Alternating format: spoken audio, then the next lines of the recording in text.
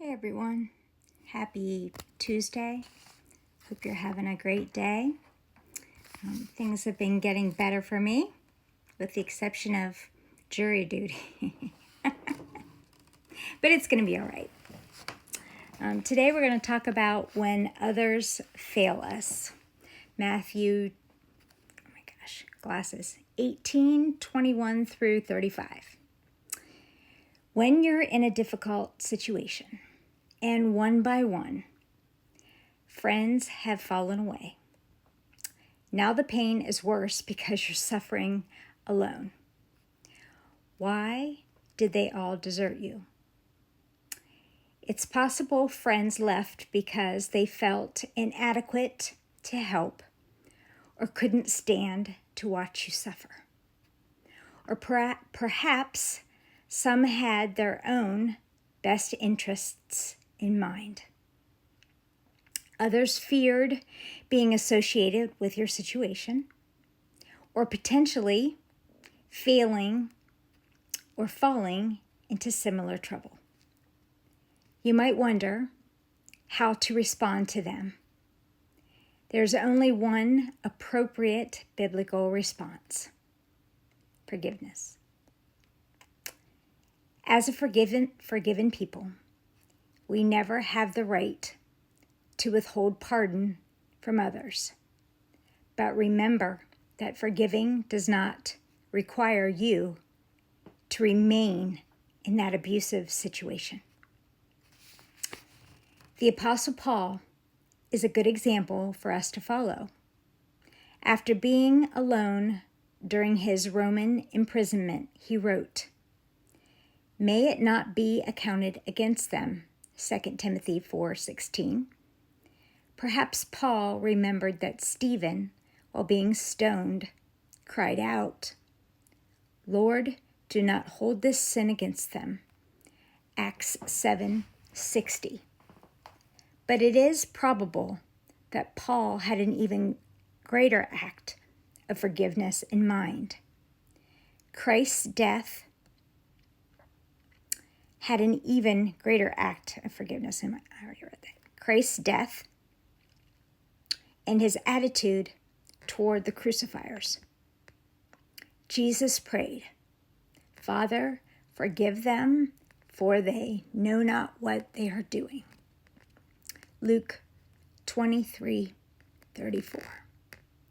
Because God unreservedly forgives us and all who turn to him of sin, we too will willingly extend forgiveness. October is Domestic Violence Awareness Month, and I am a domestic violence survivor. And this is a very, very hard thing for me.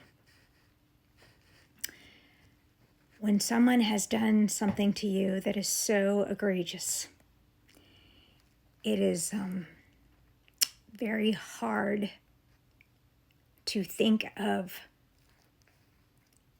forgiving someone for those things.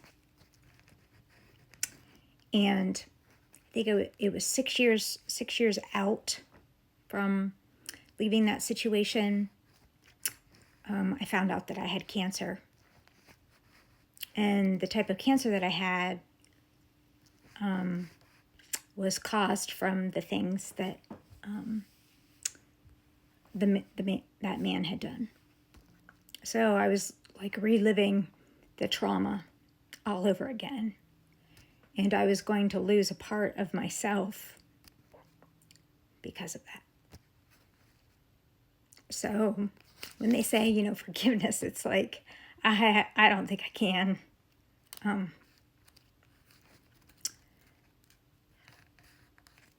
And I've had to give it to God, because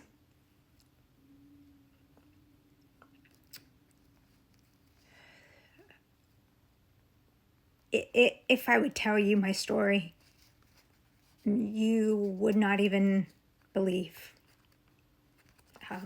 some of the things. And I just have to pray that God knows my heart and that he will handle it. Because he does not think that he did anything wrong, and neither does his family.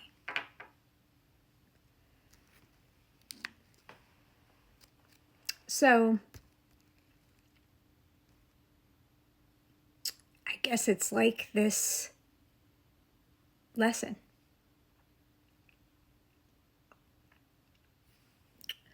You forgive them because they know not,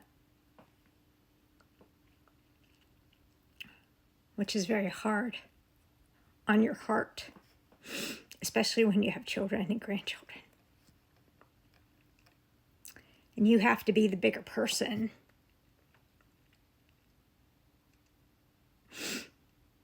And I still struggle with that today. And I'm 59, and it's 14 years removed, I think. And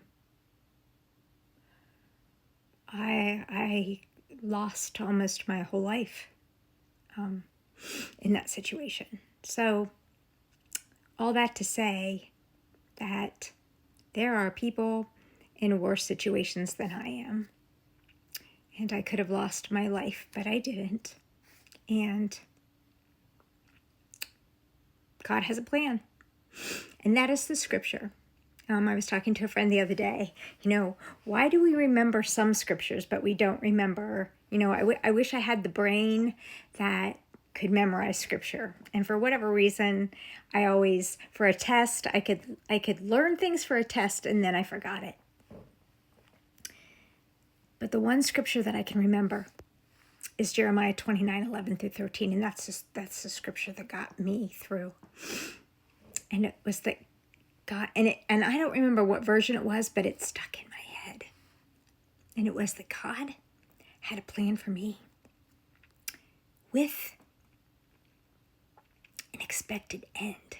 And it was like, wow, God, you have a plan for me? And not only a plan, but it's a plan with an end, an expected end. You have it all planned out, how it's going to be, and then you have an expected ending for me. What an amazing God we have. Truly amazing.